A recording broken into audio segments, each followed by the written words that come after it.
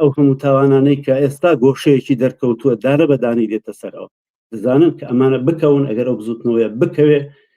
لەو پشتەوە فەسادێک هەیە تاوانی ئەوەندە گەورە هەیە کە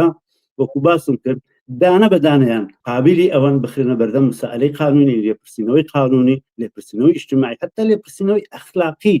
زۆر تاوانی زۆر گەورەیان هەر بەڕاستی یعنی بزوتنەوەیکی ئاوا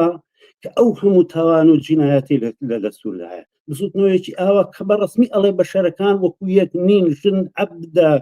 کەمە کەمترە عەقڵی کەمترە و پۆیلە و وەکو کەنیزەک معاملە دەکات مناڵی 12-15 ساڵ و کەمتریش ئەخاتە ژێر چادرەوە لەبەرەوەی ژنە بەعاری ئەزانێت دەرکەوێ ئەوانە ئەم بزوتنەوەیە بەڕاستی ئەگەر بەشەریەت دەست و باڵی بکرێتەوە دەبێت کۆنتترۆل بکرێت هەر بە معنای کلمە دەبێت کۆنتترۆل بکرێت دەبێت هەموو بنگاکانی ئەو بزوتنەوە سیاسیە بمعنى كنترول بكري ناڵن دەبێت هنا قەدەغە بکرێت حتا ئەگەر مثلا قەدەغەکردنیش بێ ئەگەر بزوتنەوە گەیشتە ئەوەی کە بۆ من نازیزم فاشیزم وەختێک کە ئەڵێ ڕسمەن ڕای دەگەیەنێت کە بەشەرەکان جیاوازن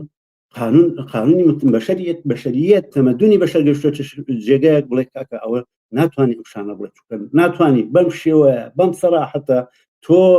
تەبلیغ بکەی بانگەشە بۆ کەڕاهیەت بکەی بانگەشە بۆ بکەی کە بەشەرەکان بەتەبیعەت لەبەرەوەی سەر بە فلان شە لەبەرەوەی فلان جنسەکەی فلان شتێکی ترە نەوعێکی ترە